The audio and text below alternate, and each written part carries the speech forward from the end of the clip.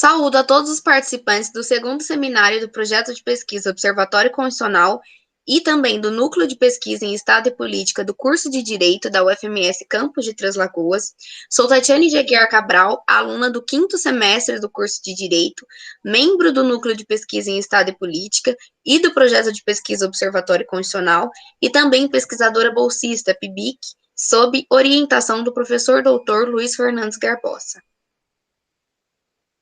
Também cumprimento todos os participantes do segundo seminário do projeto de pesquisa Observatório Constitucional e do Núcleo de Pesquisa em Estado e Política do curso de Direito da Universidade Federal de Mato Grosso do Sul, campus de Três Lagoas. Sou Carlos Magno, aluno do terceiro semestre do curso de Direito, membro do Núcleo de Pesquisa em Estado e Política e projeto de pesquisa Observatório Constitucional, sob coordenação dos professores e doutores Luiz Fernandes Garbosa e Gesiela Insui.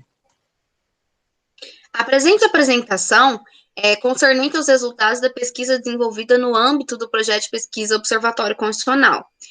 e possui como tema o controle de constitucionalidade das constituições dos estados da região sul pelo STF, na qual iremos analisar algumas ações diretas de inconstitucionalidade julgadas pelo STF contra as constituições dos estados da região sul, a saber, Paraná, Santa Catarina e Rio Grande do Sul, no período desde a sua promulgação, em 1989, até o ano de 2019.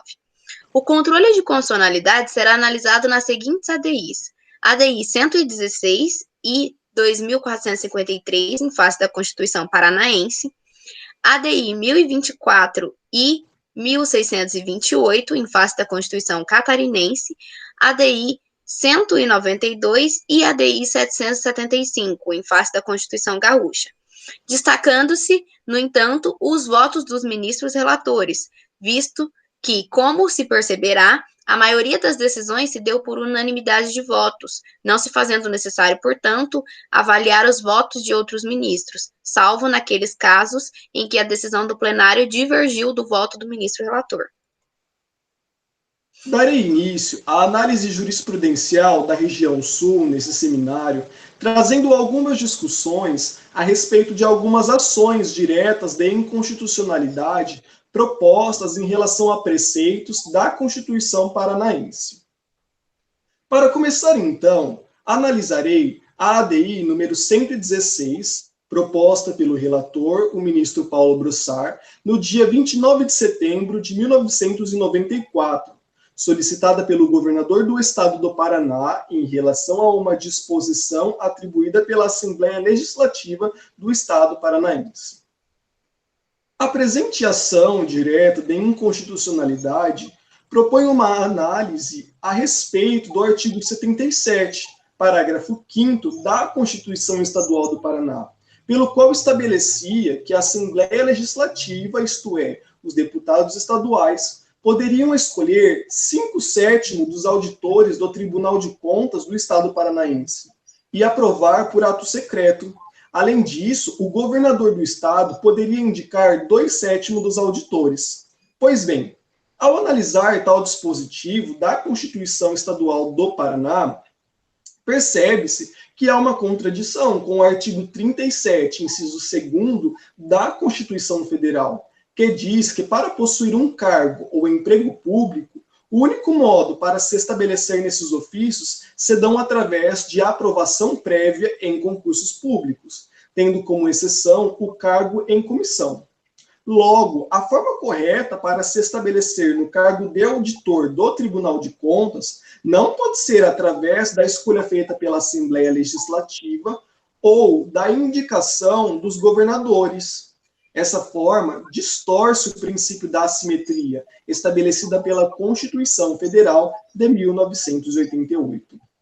Dito isso, vê-se uma completa usurpação do poder, pois as pessoas apenas escolhem ou indicam quando preferem um dentre outro. E, nesse caso, o concurso público para o cargo de auditor do Tribunal de Contas do Estado do Paraná estava sendo ineficaz. Por fim, a presente ação direta de inconstitucionalidade declarou procedente a inconstitucionalidade do parágrafo 5º do artigo 77 da Constituição Estadual do Estado do Paraná, por unanimidade de votos entre os ministros, por distorcer com os preceitos legais da odierna Constituição Federal. Além da análise da ADI número 116, que versa sobre os auditores do Tribunal de Contas do Estado do Paraná, farei uma análise e trarei uma discussão acerca da ação direta de inconstitucionalidade número 2453, proposta no ano de 2014 pelo governador do Estado do Paraná em relação a atos propostos pela Assembleia Legislativa Paranaense, ou seja, de dispositivos estabelecidos também pelos deputados estaduais, tendo assim como relator o atual ministro Marco Aurélio. Pois bem, a ação direta de inconstitucionalidade número 2453 questionava o artigo 86 da Constituição Estadual do Paraná, pelo qual estabelecia a necessidade de o governador e vice-governador, para se ausentarem do país por qualquer tempo, terem que solicitar previamente a permissão para isso da Assembleia Legislativa do Estado do Paraná. Diante desse dispositivo, a primeira observação a ser questionada é que ele diverge com o artigo 49, inciso 3º, e com o artigo 83 da Constituição Federal, pois esses expõem que o presidente da República e o seu vice apenas precisam de autorização prévia da Assembleia Legislativa para se ausentarem do país quando essa ausência for superior a 15 dias. Nesse patamar, houve uma diferença gigantesca entre a Constituição Federal e a estadual do Estado do Paraná, pois a federal, que está no topo da hierarquia, pelo qual as demais devem se orientar, diz que o presidente e o seu vice apenas precisam de prévia autorização quando se ausentarem do Brasil por mais de 15 dias. E a estadual estabelecia que não importa o tempo em que o governador ou o seu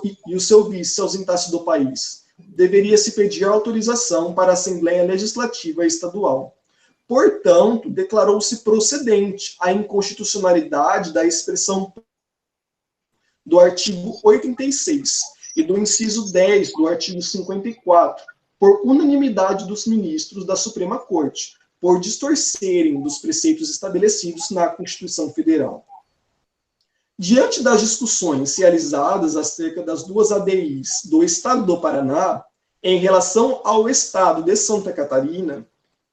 irei realizar a análise e discussão jurisprudencial de apenas uma ação direta de inconstitucionalidade, pelo qual a pesquisadora Tatiane dará continuidade à apresentação ainda em relação ao Estado de Santa Catarina e, posteriormente, discutirá a jurisprudência das ADIs versadas sobre a Constituição Gaúcha. Pois bem, em relação ao Estado de Santa Catarina, a ADI escolhida por mim para ser analisada e discutida foi a de número 1024, do ano de 1995,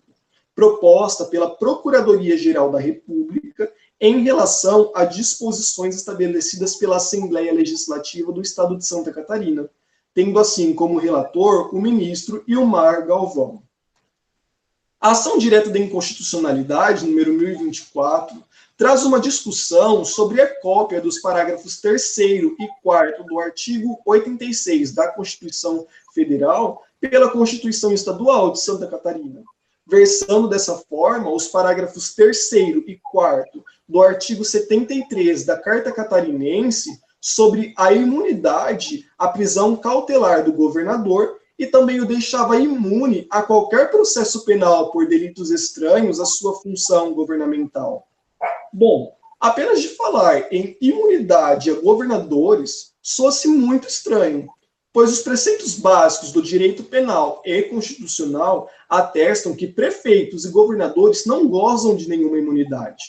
Entretanto, no julgamento dessa ADI, houve uma grande contradição entre os ministros no que concerne a declaração dos parágrafos 3º e 4º do artigo 73 da Carta Catarinense em relação à sua procedência ou improcedência.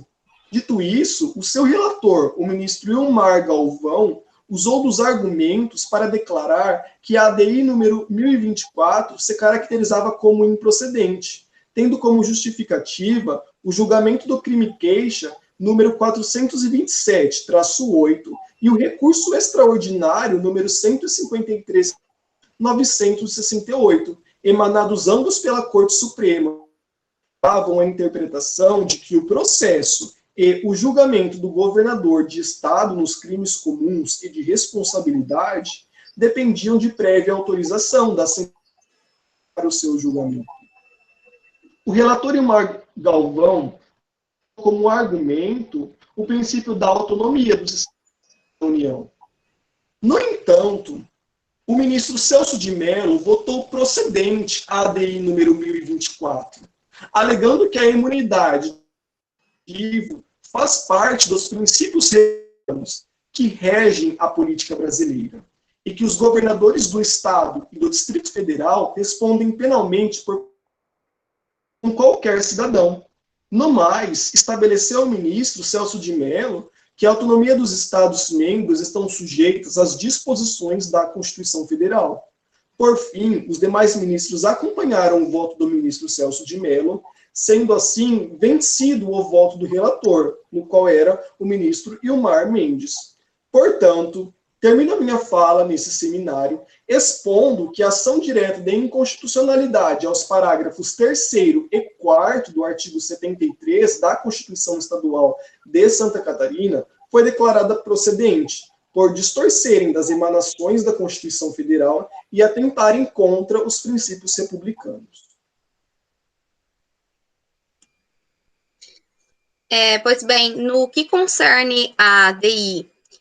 1628, em face da Constituição catarinense, ela possuía como tema a discussão de preceitos relativos ao processo de impeachment do governador. Seu julgamento se deu no dia 10 de agosto de 2006 e o ministro relator foi o ministro Eros Roberto Grau. O requerente foi o governador do estado de Santa Catarina e possuía como parte interessada a Assembleia Legislativa do estado de Santa Catarina. Os objetos de controle dessa ADI foram os artigos 40, inciso 20, e parágrafo único, o artigo 73, com seu parágrafo 1º e inciso 2º, e também os seus parágrafos 3º e 4º da Constituição do Estado de Santa Catarina, o artigo 232, parágrafo 4º, do Regimento Interno da Assembleia Legislativa do Estado de Santa Catarina, e o artigo 78 da Lei Federal 1079, de 1950. Quanto ao objeto da presente ADI, questiona-se a constitucionalidade da expressão "e julgar", incerta no inciso 20 do artigo 40 da Constituição do Estado de Santa Catarina, bem como do trecho "por 8 anos", constante no parágrafo único deste mesmo artigo, e ainda do inciso 2º do parágrafo 1º e dos parágrafos 3º e 4º do artigo 73 da Constituição catarinense. Impugna também a expressão da qual fará chegar uma via ao substituto constitucional do governador para que se assuma o poder no dia em que entre em vigor a decisão da Assembleia, contida no parágrafo 4º do artigo 232 do Regimento Interno da Assembleia Legislativa do Estado de Santa Catarina. O regimento interno da Assembleia Legislativa Catarinense foi integralmente revogado em 21 de dezembro de 1999, razão pela qual o Pleno julgou prejudicada a ação no que se confere a impugnação constante no parágrafo 4º do artigo 232 do texto revogado. Quanto à análise do voto do ministro relator, o ministro Eros Grau, preleiciona que a expressão "e julgar", que consta no artigo 40, inciso 20, bem como também o artigo 73, parágrafo 1º, inciso 2º da Constituição de Santa Catarina, estabelecem normas processuais a serem observadas no julgamento pela prática de crime de responsabilidade, âmbito de seara penal. A competência para o estabelecimento dessas regras é da União. A matéria é tratada pela Lei 1079, que atribui um tribunal especial a competência para julgar o governador e prevê a possibilidade de sua suspensão quando a Assembleia decretar a procedência da acusação e não quando julgar a denúncia objeto de deliberação, ou seja, quando instaurar o processo. No que concerne ao pedido de declaração de inconstitucionalidade da expressão por 8 anos, a constante no parágrafo único do artigo 40 da Constituição de Santa Catarina, a Lei 1079, em seu artigo 2º, estabelece o prazo de inabilitação de 5 anos para presidente da República, ministros de Estado, ministros do STF ou Procurador-Geral da República. Ao passo que a presente Constituição Federal estabelece prazo de 8 anos, elevando o prazo da inabilitação para as referidas figuras, e não recepcionando, portanto, o artigo 2º da Lei 1079. Contudo, a presente Constituição Federal foi omissa quanto às autoridades estaduais. Em virtude disso, o prazo disposto no artigo 78 da presente lei permanece rígido. Desta forma, o Estado-membro não possui competência legislativa para majorar o prazo de 5 anos, nos termos do artigo 22, inciso 1º, e parágrafo único do artigo 80 da Constituição, que dispõe que a referente matéria é de competência exclusiva da União. Portanto, o tribunal, por unanimidade, julgou prejudicada a ação relativamente à expressão contida no parágrafo 4º do artigo 232 do Regimento Interno da Assembleia Legislativa do Estado de Santa Catarina e, no mais, julgou procedente a ação, tudo nos termos do voto do ministro relator. Quanto à ADI de número 192, em face da Constituição do Rio Grande do Sul, possuía como tema a criação de município por lei constitucional estadual, e teve seu julgamento no dia 4 de dezembro de 1992. E o relator foi o ministro José Carlos Moreira Alves, e possuía como requerente o governador do estado do Rio Grande do Sul, e como parte interessada, a Assembleia Legislativa do estado do Rio Grande do Sul. O objeto de controle dessa ADI era o artigo 45 e seus parágrafos e incisos do ADCT da Constituição do Estado do Rio Grande do Sul.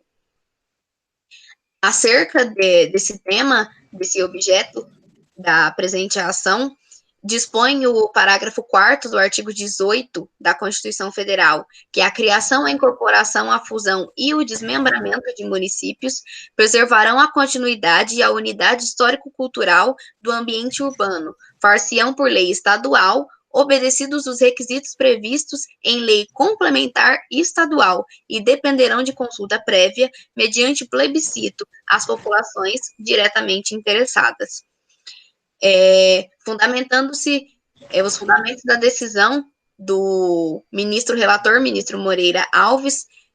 foram que o dispositivo impugnado criou o município de Ana Reche, nos termos da consulta plebiscitária realizada em abril de 88, pelo seu desdobramento do município de Caxias do Sul, violando assim o artigo 18, já citado, parágrafo 4º, da Constituição Federal, que determina que a criação do município se dará por lei estadual ordinária, e não por lei estadual constitucional, impondo, inclusive, aos Estados-membros a participação do governador de estado, que pode, inclusive, vetá-la. Ressalvando-se ainda que o procedimento de criação deve observar os requisitos previstos em lei complementar estadual. Entretanto, ao ser promulgada a Constituição do Rio Grande do Sul, não havia lei complementar estadual que previsse os requisitos a serem observados para a criação de municípios no estado gaúcho. Estando dessa forma, com fulcro nos ensinamentos do eminente doutrinador Pontes de Miranda, estadualizada a lei federal número 1 de 67, até que o Estado-membro abrogue ou derrogue. Contudo, mesmo se admitindo a estadualização da lei federal, a lei constitucional que criou o município de Ana Reche não observou o requisito temporal para a criação de municípios prescritos. E se não admitir-se a estadualização, volta-se à tese de que a criação do município não observou a exigência constitucional federal, sendo, portanto, de qualquer modo, esta lei inconstitucional. O artigo 45 do ADCT da Constituição Gaúcha é ainda inconstitucional pela falta de consulta plebiscitária prévia e favorável, prevista na Constituição Federal para a criação do município de Ana Reche. O plebiscito anterior, que havia sido feito sobre a vigência da Constituição de 1969, não chegou a transformar-se em lei, pois foi vetado. e esse veto foi mantido pela Assembleia Legislativa Estadual, não podendo, portanto, esse ato ser utilizado para a integração de outro ato de criação do mesmo município, de modo que a realização de plebiscito sobre vigência da Constituição Federal é imprescindível à edição de lei complementar estadual. Ressalva-se ainda que o artigo 45, parágrafo 3º do ADCT da Constituição Gaúcha invade competência legislativa exclusiva da União, prescrita pelo artigo 22, inciso 1º da Constituição da República. Portanto, a votação do tribunal também foi unânime e julgou-se procedente a ação para declarar a inconstitucionalidade do artigo 45 e seus parágrafos e incisos do ADCT da Constituição Estadual do Rio Grande do Sul. No que concerne a ADI 775, em face também da Constituição do Rio Grande do Sul, ela possuía como tema a discussão, tema de discussão, a necessidade de prévia autorização da Assembleia Legislativa para o afastamento do governador e do vice-governador do país por qualquer tempo. O julgamento se deu no dia 3 de abril de 2014 e o ministro relator foi o ministro José Antônio Dias Toffoli. O requerente desta ação foi o governador do Rio Grande do Sul e possuía como parte interessada a Assembleia Legislativa do Estado do Rio Grande do Sul. Os objetos de controle foram os artigos 53, inciso 4º, e o artigo 81 da Constituição Estadual do Rio Grande do Sul. Tinha-se por objeto as expressões ou do país por qualquer tempo, contida no inciso 4º do artigo 53, e a expressão por qualquer tempo, contida no artigo 81, ambos da Constituição do Estado do Rio Grande do Sul. Em análise do voto do eminente ministro relator Dias Toffoli, traz-se um comparativo da matéria ao artigo 49, inciso 3º, e artigo 83 da Constituição Federal, que dispõe que a competência do Congresso Nacional é de competência do Congresso Nacional autorizar o presidente e o vice-presidente quando se ausentarem do país e quando essa ausência for por período superior a 15 dias. Fazendo citação ao voto do eminente ministro Sepúlveda Pertence, na ADI 3046, o ministro Dias Toffoli argumenta em seu voto que a Constituição da República é a grande legitimadora dos mecanismos de freios e contrapesos, sendo vedado aos Estados-membros criar novas ingerências de um poder na órbita de outro, que não derivem explícita ou implicitamente de regra ou princípio da lei fundamental. Muito embora a Constituição, consoante o comando do artigo 25, caput, da Constituição Federal, tenha deferido aos Estados-membros o poder de se auto-organizarem e de regerem pelas suas próprias constituições, o poder constituinte decorrente encontra limites nos princípios estabelecidos na Carta Federal, fazendo aqui uma alusão ao artigo 11 do ADCT da Constituição da República. Desse modo, as disposições da Carta do Estado do Rio Grande do Sul, ao exigirem prévia autorização do Parlamento Estadual para que o governador e o vice-governador possam se ausentar do país por qualquer tempo, não se ajustam ao modelo federal que exige a autorização do Congresso Nacional apenas para a ausência do presidente da República e seu vice por período superior a 15 dias, restando configurada, portanto, a ofensa aos princípios de separação dos poderes e ao princípio da simetria, prescritos no artigo 25 da Constituição e no artigo 11 do ADCT. Portanto, o tribunal, por unanimidade, nos termos do voto do ministro relator, também julgou procedente a ação direta e declarou a inconstitucionalidade das expressões ou do país por qualquer tempo e por qualquer tempo, contidas respectivamente no inciso 4º do artigo 53 e no artigo 81, ambos da Constituição do Estado do Rio Grande do Sul. Concluímos, portanto, que, em sua maioria, as ADIs aqui apresentadas e julgadas procedentes compartilham entre si uma espécie de usurpação de sua competência, característica percebida no fato de os respectivos constituintes decorrentes legislarem acerca de competências que são exclusivas da União. Findamos aqui a nossa parte e gostaríamos de agradecer a todos os participantes desse seminário e esperamos ter contribuído com o enriquecimento do conhecimento de cada um de vocês. Um excelente evento a todos e muito obrigado.